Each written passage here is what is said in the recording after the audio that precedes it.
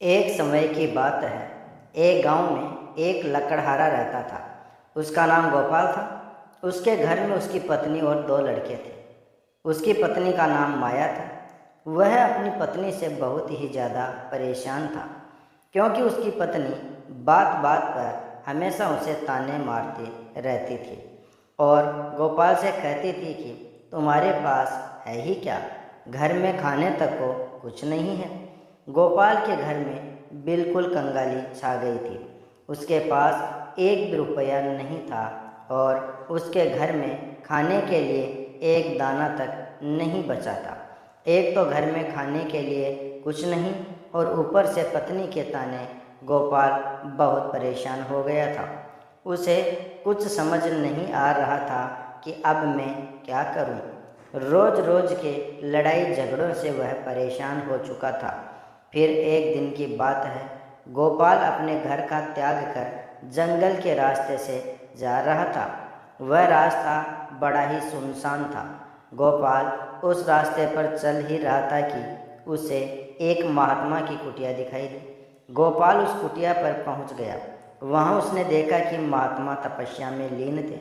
फिर कुछ समय बाद महात्मा का तपस्या से ध्यान टूटा तो गोपाल महात्मा के चरणों में गिरकर जोर जोर से रोने लगा। महात्मा ने गोपाल से कहा, बेटा, तुम्हारा नाम क्या है और तुम्हें क्या परेशानी है? तुम क्यों रो रहे हो? आखिर तुम्हें क्या दिक्कत है? तब गोपाल ने कहा, महाराज, मेरा नाम गोपाल है और मेरी पत्नी का नाम माया है। मेरी पत्नी मुझे रोजाना ताने मारती रहती है। मैं बहुत गरीब हूँ, तो इसमें मेरा क्या कसूर है? मैं कितना भी काम कर लूँ लेकिन धन कमा ही नहीं पाता हूँ। मेरा एक छोटा सा लकड़ियों का धंधा था, वह भी पत्नी के रोज रोज के लड़ाई झगड़ों के कारण बर्बाद हो गया। वह दिन रात मुझसे झगड़ा करती रहती है। अब तो मैं दाने दाने के लिए मोहताज हो गया हूँ। हमारे घर में खाने के लिए एक भी दाना नहीं बचा है। इसके अलावा पहनने के लिए वस्त्र भी नहीं है। लेकिन मैं अपनी पत्नी को समझाता हूँ कि वह मुझे ताने ना मारे और मुझसे बेवजह झगड़ा ना करे, लेकिन वह बिल्कुल भी नहीं मानती है। महात्मा जी, इसी कारण से मैं बहुत ही ज़्यादा परेशान हूँ। इसी वजह से मैं अपना घर छोड़कर आपकी शरण में आया हूँ। तब महात्मा ने कहा, रो मत बेटा, मैं तुम्हें एक काम बताने जा रहा हूँ जो तुम्हारी किस्मत चमका देगा। तुम्हें अपनी औरत का सिर्फ यह अंग बेशर्म होकर दबाना और चूस लेना है। अचानक तुम्हारे घर में धन की प्राप्ति होने लग जाएगी और तुम देखते ही देखते बहुत अमीर बन जाओगे। महात्मा ने कहा, जो भी पुरुष अपनी औरत का यह अंग दबाता या चूसता है, उसके घर में कभी भी धन की कमी नहीं रहती है और ना ही उसके घर में लड़ाई झगड़े होते हैं। वह जो भी काम धंधा करता है उसमें हमेशा तरक्की होती रहती है। महात्मा ने कहा, अब मैं तुमको औरत के उन अंगों के बारे में बताने जा रहा हूँ। इसे ध्यान से सुनो और अपने जीवन में इस पर अमल करना। तब गोपाल महात्मा की बातें बड़े ही गौर से सुनता है और कहता है कि जितना जल्दी हो सके आप मुझे वह काम बता दीजिए। तब महात्मा गोपाल को एक कहानी सुनाते हैं और कहते हैं, किसी नगर में एक किसान रहता था। उसके बहुत सारे खेत थे। खेत पर वह दिन रात मेहनत करता था। वह किसान और उसकी पत्नी दोनों हंसी खुशी के साथ रहते थे। किसान और उसकी पत्नी में आपस में बहुत ही ज़्यादा प्रेम था। उनके घर में किसी भी प्रकार के लड़ाई झगड़े नहीं होते थे।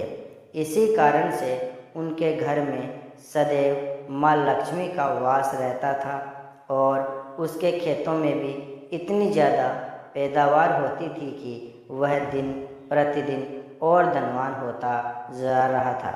उसके और उसकी पत्नी में इतना प्रेम था कि आसपास के लोग उन्हें देखकर जला करते थे।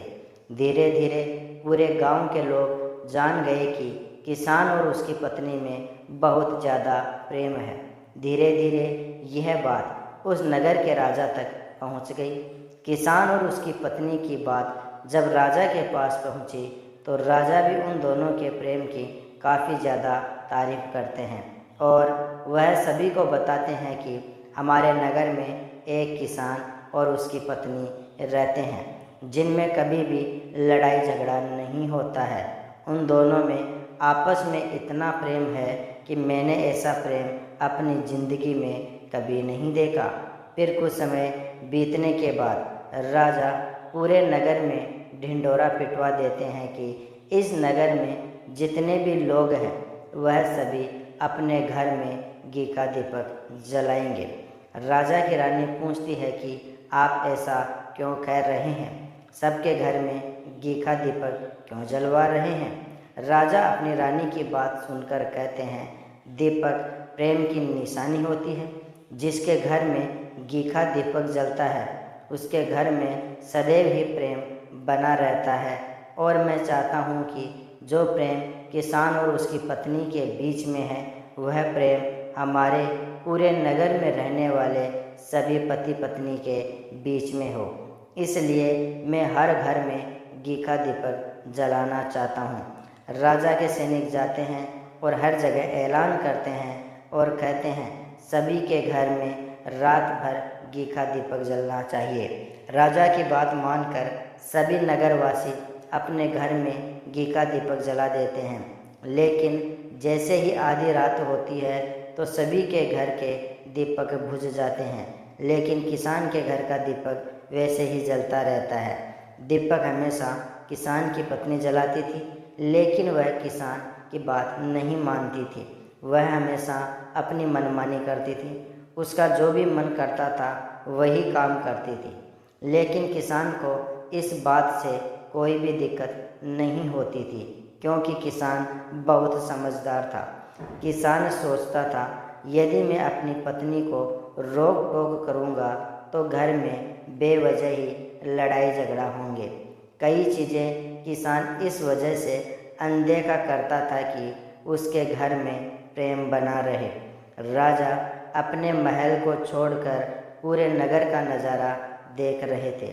उन्होंने देखा कि सारे नगर में किसी के घर में दीपक नहीं जल रहा है, लेकिन किसान के घर में दीपक जल रहा है। तब राजा अपनी रानी से कहता है कि देखो, किसान और उसकी पत्नी के घर में दीपक जगमगा रहा है, लेकिन पूरे नगर में कहीं भी दीपक नहीं जल रहा है। इसी से पता लगता है कि किसान और उसकी पत्नी में कितना प्रेम है। तब राजा की पत्नी राजा से कहती है, जो प्रेम किसान और उसकी पत्नी में है वह प्रेम किसान की पत्नी की वजह से है और इसी वजह से उसके घर में इतना ज़्यादा प्रेम है। तब राजा रानी की बात सुनता है और कहता है, नहीं, तुम्हारा सोचना गलत है। जो प्रेम किसान के घर में है वह प्रेम उसकी पत्नी की वजह से नहीं, बल्कि वह प्रेम किसान की वजह से है। रानी कहती है कि किसान की पत्नी बहुत ज़्यादा समझदार है, आपका सोचना गलत है और यही वजह है कि जो उनके घर में कभी भी लड़ाई झगड़ा नहीं होता है। राजा कहता है कि किसान समझदार है और रानी कहती है कि किसान की पत्नी समझदार है। इसी तरह से कुछ देर तक चलता रहा। इसी बात को लेकर राजा और रानी के बीच झगड़ा हो गया। इसके बाद रानी राजा की गर्दन पकड़ लेती है और राजा रानी को उठाकर पटक देता है।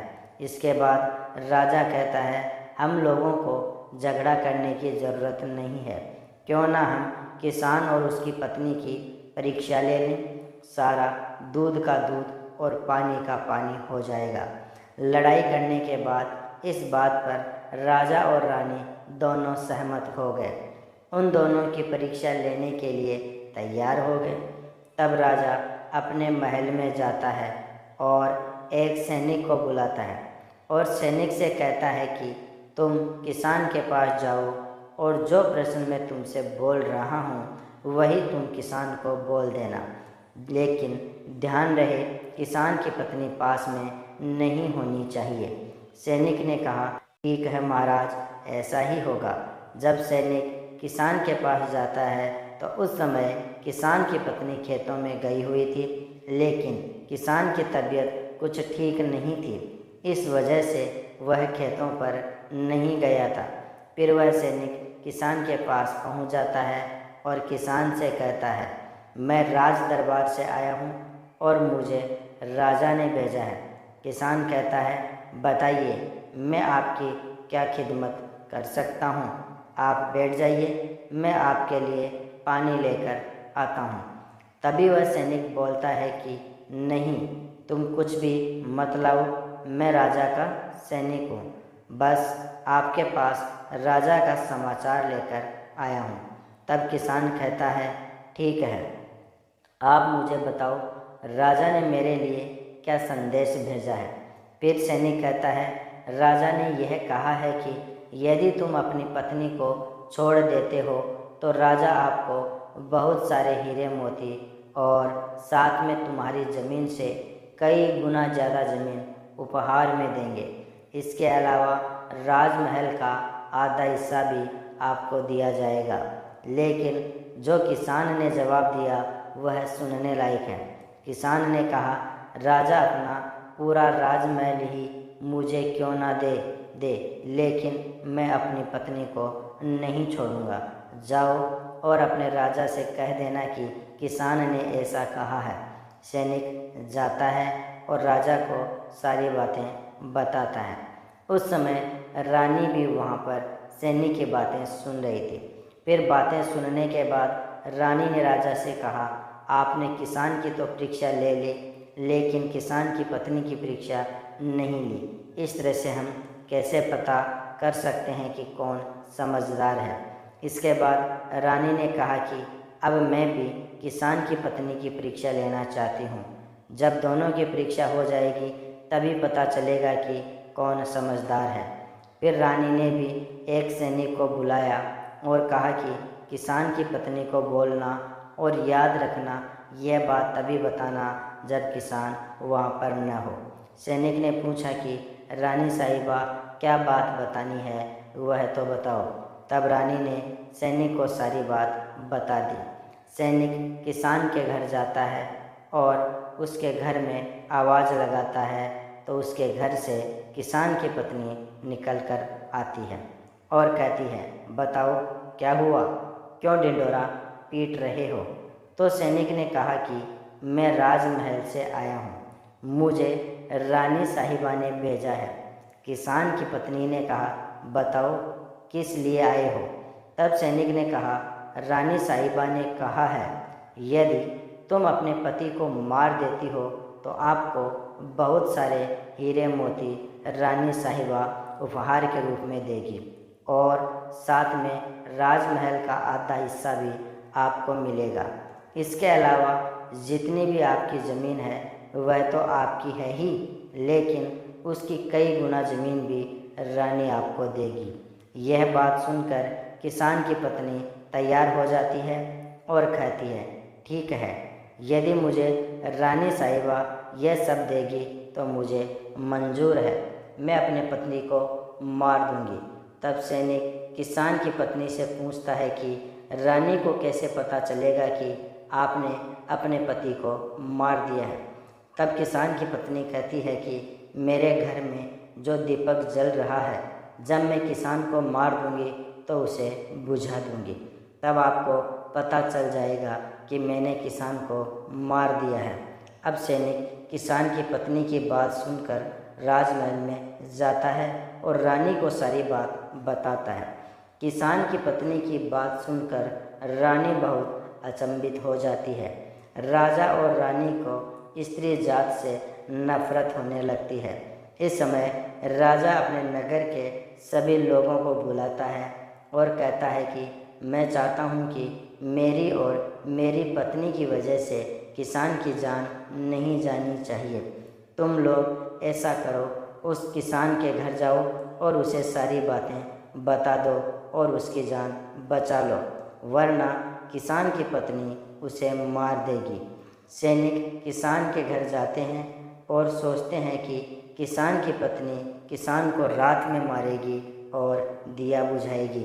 इससे पहले ही हम किसान के घर पहुंच जाते हैं और किसान को बचा लेते हैं। जैसे ही राजा के सैनिक किसान के घर पहुंचते हैं तो देखते हैं कि किसान तो मरा पड़ा है। सैनिक किसान की पत्नी से कहते हैं कि तुमने तो किसान को रात में मारने के लिए कहा था, लेकिन तुमने किसान को पहले ही क्यों मार दिया? तब किसान की पत्नी ने कहा कि मुझे तो उसे मारना ही था, रात में तो सिर्फ मुझे दीपक ही बुझाना था, इसलिए किसान को तो मैंने दिन में ही मार दिया था। फिर सभी सैनिक तुरंत किसान के घर से दौड़े दौड़े जाते हैं और राजा और रानी को सारी बातें बताते हैं। राजा और रानी क्रोध से आग बबूला हो जाते हैं। इसके बाद राजा और रानी किसान की पत्नी को बंदी बनाकर लाने के लिए अपने सैनिकों से कहते हैं। सैनिक जाते हैं और किसान की पत्नी को बंदी बनाकर ले आते हैं। फिर राजा किसान की पत्नी से पूछता है, ऐसा तुमने क्यों किया? तुम लालची औरत हो, तुम्हें पैसों से प्यार है। तभी किसान की पत्नी ने जवाब दिया और बताया कि मुझे तो किसान को पहले ही मारना था, वह तो मैं कोई बहाना ढूंढ रही थी, क्योंकि किसान की आदत बहुत खराब थी, वह मेरे साथ बहुत खराब व्यवहार किया करता था। फिर राजा ने पूछा, किसान तुम्हारे साथ ऐसा क्या करता था? तो किसान की पत्नी ने जवाब दिया, वह मेरे नाक का ऊपरी हिस्सा अपनी उंगली से हमेशा दबाया करता था। इसके अलावा किसान एक काम और मेरे साथ करता था, वह मेरे कान का पिछला हिस्सा अक्सर अपनी जीभ से टच किया करता था। फिर राजा ने पूछा, यह बताओ, जब तुम लोग गरीब थे तब क्या किसान तुम्हारे साथ यह काम करता था? तो किसान की पत्नी ने कहा, नहीं महाराज, तब ऐसा नहीं करता था। तब राजा ने कहा कि मैं समझ गया कि किसान ऐसा क्यों करता था। फिर उस साधु महात्मा ने गोपाल से पूछा, तो तुम्हें कुछ समझ आया? औरत का कौन सा अंग दबाने तथा चूसने से लोगों को अचानक धन की प्राप्ति होती है? तो गोपाल ने कहा, नहीं महात्मा जी, मुझे अभी भी कुछ भी समझ नहीं आया। तब महात्मा ने कहा, अगर अभी भी समझ में नहीं आया तो मैं एक बार फिर से बताता हूँ। किसान अपनी पत्नी के साथ जो पहले काम करता था वह है उसके नाक के ऊपरी हिस्से को अपनी उंगली से दबाता था। तो जिस मनुष्य के घर में पैसों की किल्लत है उसे अपनी उंगली से औरत के नाक के ऊपरी हिस्से को जरूर दबाना चाहिए। औरत के नाक के ऊपरी हिस्से को बहुत शुभ माना जाता है। इसी वजह से जो यह काम करता है वह हमेशा धनवान पुरुष बन जाता है। दूसरा काम है, जो भी पुरुष औरत के कान का पिछला हिस्सा अपनी जीभ से स्पर्श करता है उसकी किस्मत के द्वार खुल जाते हैं, उसे अचानक धन की प्राप्ति होती है। ऐसा इसलिए होता है क्योंकि औरत के कान के पिछले हिस्से में माता लक्ष्मी का वास होता है, और जब आप ऐसा करते हैं तो माता लक्ष्मी आपसे प्रसन्न हो जाती है और आपको अपार संपत्ति देती है। और आपने एक बात तो ज़रूर सुनी होगी कि औरतें माता लक्ष्मी का ही रूप मानी जाती है। यही वजह है इस संसार में जो भी मनुष्य यह पवित्र काम करता है उसका घर धन धान्य से भर जाता है। लेकिन आप जब भी ऐसा काम करें तब आपको अपनी पत्नी को पूरी बात बता देनी चाहिए, अन्यथा आपके जीवन में ऐसा अनर्थ भी हो सकता है।